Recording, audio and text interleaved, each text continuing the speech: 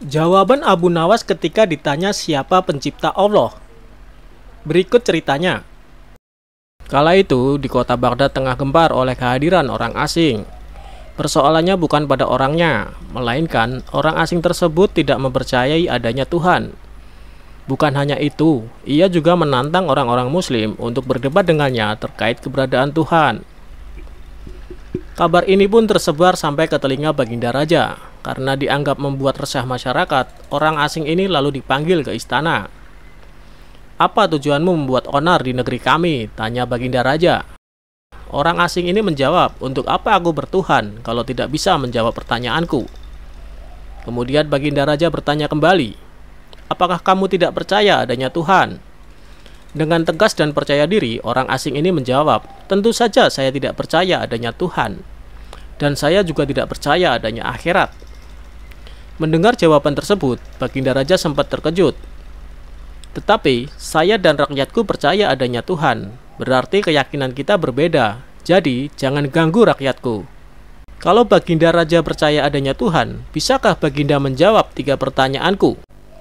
Pertanyaan pertama, orang Islam yakin bahwa dunia dan isinya adalah ciptaan Allah.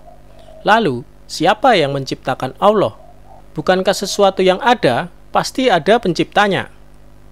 Pertanyaan kedua, katanya di dalam surga, manusia tidak akan buang air besar.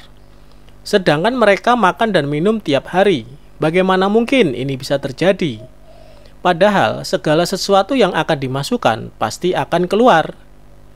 Pertanyaan ketiga, orang Islam meyakini bahwa setan terbuat dari api. Tapi katanya setan akan disiksa dengan api di neraka. Mana mungkin api bisa menyakiti api? Mendengar pertanyaan orang asing tersebut, Baginda Raja hanya terdiam. Bisa saja Baginda menjawab berdasarkan hadis dan Al-Quran, tetapi yang dihadapi adalah orang yang tidak percaya Tuhan. Maka, dijawabnya harus dengan logika.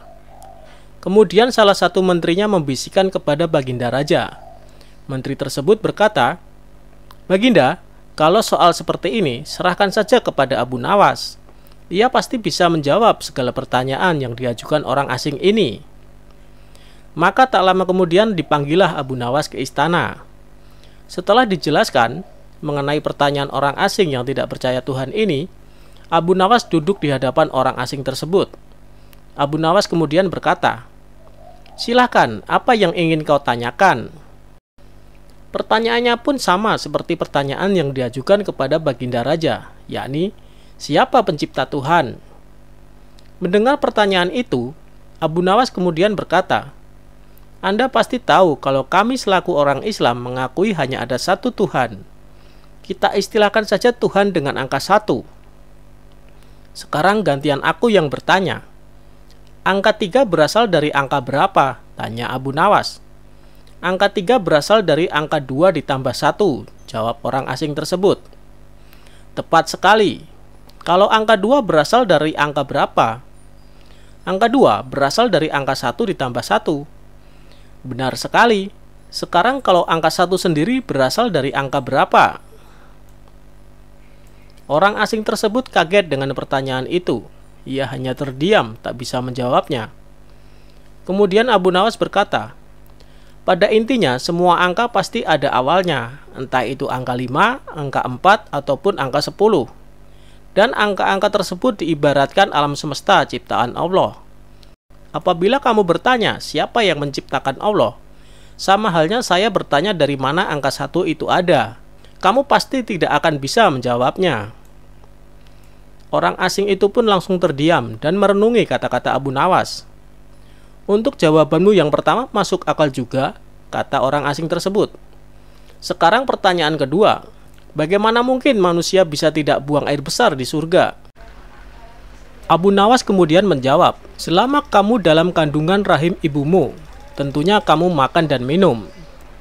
Karena menurut ilmu medis, seorang janin memakan sesuatu yang dimakan ibunya. Lalu, ketika kamu dalam kandungan ibumu selama 9 bulan, apakah kamu pernah buang air besar?" Untuk kedua kalinya pertanyaan ini bisa dipatahkan oleh Abu Nawas. Sekarang pertanyaan terakhir, bagaimana mungkin api bisa menyakiti api? Sebelum pertanyaan terakhir aku jawab, ujar Abu Nawas, kita harus berjanji, kamu tidak boleh marah. Tentu saja, saya tidak akan marah, jawab orang asing tersebut. Tiba-tiba, Abu Nawas menampar pipi orang asing itu dengan sangat keras. Hei, apa-apaan ini? Kalau tidak bisa menjawab, jangan emosi, ujar orang asing itu. Siapa yang emosi? Jawab Abu Nawas. Itu tadi adalah jawaban saya. Apakah tadi kamu merasa sakit? Tentu saja sakit, jawab orang tersebut. Coba kamu perhatikan tangan saya. Bukankah tangan saya terbuat dari tulang dan daging? Begitu juga dengan pipi kamu. Tapi ketika tangan saya menampar pipi kamu, kamu langsung kesakitan. Itulah gambaran sederhana kalau api neraka bisa menyakiti setan.